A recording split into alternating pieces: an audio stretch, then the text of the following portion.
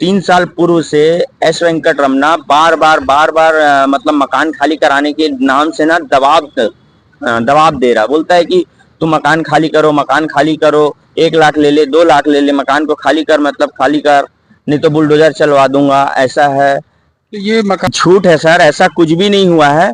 ठीक है, देखिए हुआ क्या था, 17 तारीख के सुबह जब मैं ड्यूटी गया हुआ था तो मेरी पत्नी घर में थी, अकेले रहती है, और वो रमना राव 10 बजे से लेके 11 बजे के मध्य आया और मेरे घर में आके मेरी पत्नी को बोलता है कि 2 दिन के अंदर तुम लोग घर खाली करो, नहीं तो बुलडोजर चलवा के, तुम लोग रात को सोते हो, बुलडोजर चलवा के तुम्हारा मकान गिरा दूंगा। हमारे वार्ड के पार्षद रमना रावत मेरे को बोले थे कि 2 दिन के अंदर अगर आप घर खाली नहीं करोगे तो रात को सो रहे थे आपके हस्बैंड और आप तो बुलडोजर चलवा देंगे। और वो बोले कि आपका मीटर लगवाया है ना, उसको निकाल देंगे। और गुंडे उंडे भेजते ही रहते सर, दारू के नशे में। नमस्कार, सीजी जनता में आपका स्वागत है। कल हमारे न्यूज चैनल में एक खबर हमने दिखाया था कि चरोदा के एमआईसी मेंबर के साथ में मारपीट की घटना हुई थी, जिसके बाद एफआईआर दर्ज हुआ था कुछ लोगों के ऊपर में। आज उन्हीं में से एक हमारे बीच में उपस्थित है शंभू ढोले, जिनसे हम यह जानकारी चाहेंगे कि क्या घटनाक्रम हुई थी और क्यों इस प्रकार से एफआईआर की बात सामने आई और अभी वह थाने क्यों आए हैं।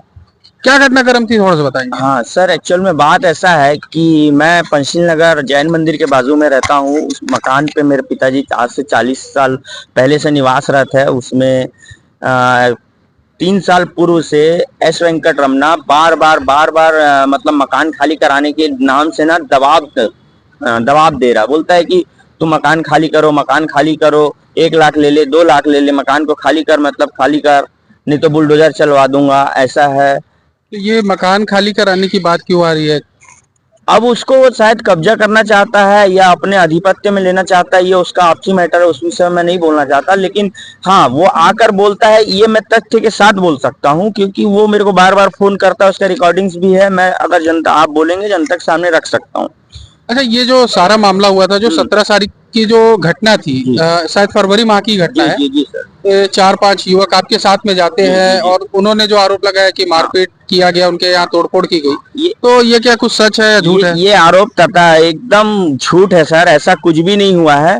ठीक है, देखिए हुआ क्या था, 17 तारीख के सुबह जब मैं ड्यूटी गया हुआ था तो मेरी पत्नी घर में थी, अकेले रहती है, और वो रमना राव 10 बजे से लेके 11 बजे के मध्य आया और मेरे घर में आके मेरी पत्नी को बोलता है कि 2 दिन के अंदर तुम लोग घर खाली करो, नहीं तो बुलडोजर चलवा के, तुम लोग रात को सोते हो, बुलडोजर चलवा के तुम्हारा मकान गिरा दूंगा।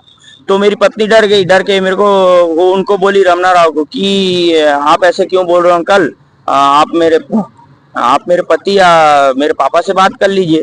तो फिर वो बोला ठीक है, तेरे पति का नंबर दे। तो इन्होंने मेरा नंबर दिया।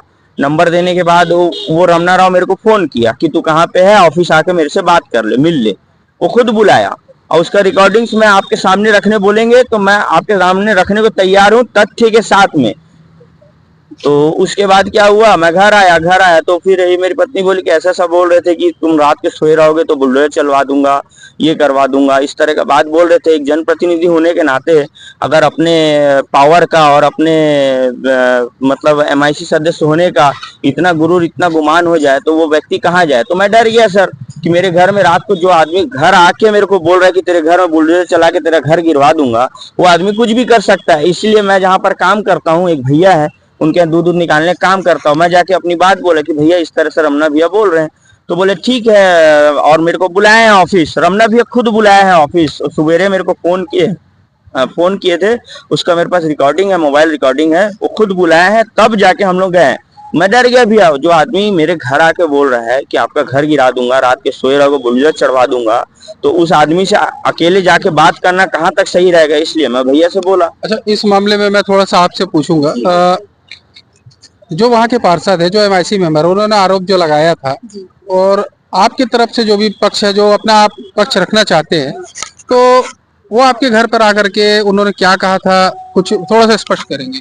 सर मेरा नाम संजना ढोल है। हमारे वार्ड के पार्षद रमना रावत मेरे को बोले थे कि 2 दिन के अंदर अगर आप घर खाली नहीं करोगे तो रात को सो रहे थे आपके हस्बैंड और आप तो बुलडोजर चलवा देंगे। और वो बोले कि आपका मीटर लगवाया है ना, उसको निकाल देंगे। और गुंडे उंडे भेजते ही रहते सर, दारू के नशे में। जैसा कि चरोदा वाले मामले में जो है अभी कुछ और बातें स्पष्ट हो रही हैं, कुछ बातें बाहर आ रही, कुछ बातें सामने आ रही हैं। क्या सच है क्या झूठ है, वो एक तर्क और वितर्क की बात हो जाती है। जैसा कि अभी आप लोग थाने आए हैं, जी। तो थाने आने का मुख्य कारण क्या है? सर देखिए, मैं तो पूर्व में सूचना दे चुका हूँ। यहाँ थाने में आया था तो टीआई साहब बोले कि ठीक है, अभी मर्ग जांच में है और इसको जांच करते हैं, देखते हैं इस विषय में क्या होता नहीं होता। तो फिर मैं जाके सीएसपी साहब और कलेक्टर के यहाँ आवेदन दिया कि भाई ये वो एमआईसी सदस्य और मेरे घर में आके इस प्रकार का दबाव डाल रहा है, तो मैं आवेदन दिया था। तो अब जाके देख रहा हूँ कि मेरे ऊपर वो एफआईआर दर्ज किया। तो एफआईआर दर्ज किया तो भाई मैं भी अपना पक्ष रखने के लिए, अपना तथ्य रखने के लिए आया हूँ कि भाई पुलिस को भी तो पता चले कि आखिर हुआ क्या है, वो आदमी मेरे साथ कैसा व्यवहार, तो अमानवीय व्यवहार अभी कर रहा आपकी है। क्या मांग है प्रशासन से, पुलिस से सर क्या मांग है? मैं देखिए सर, मैं एक साग सब्जी बेच के जीने वाला आदमी हूँ। मेरे को शांति से जीने दे, खाने दे। मेरे मेरे मेरे ऊपर इस तरह का दबाव डालेगा तो मैं कहाँ जाऊंगा सर। अगर पद का इस तरह से इस्तेमाल किया जाए तो आम आदमी जाए कहाँ। और ये जो बातें हैं ना सर कि मारपीट के, ये सरासर गलत है। उसके ऑफिस गए जरूर थे हम लोग, उसके बुलाने पे गए थे। रमना राव खुद फोन करके बुलाया था, तब हम लोग गए थे। और जाने के बाद वो बोलता है कि 4 लाख ले ले, 2 लाख ले ले, घर खाली कर, तेरे जैसे 636 देखे, इस तरह का बात किया। और इसके जैसा अलावा कि कुछ भी नहीं हुआ। चरोदा में हुए एमआईसी मेंबर के साथ मारपीट के मामले में बहुत सी बातें निकल के सामने आ रही है। आगे की अपडेट्स के लिए बने रहेंगे सीजी जनमत पर। पवन मिश्रा के साथ कैमरामैन एरिक डेनवल की रिपोर्ट।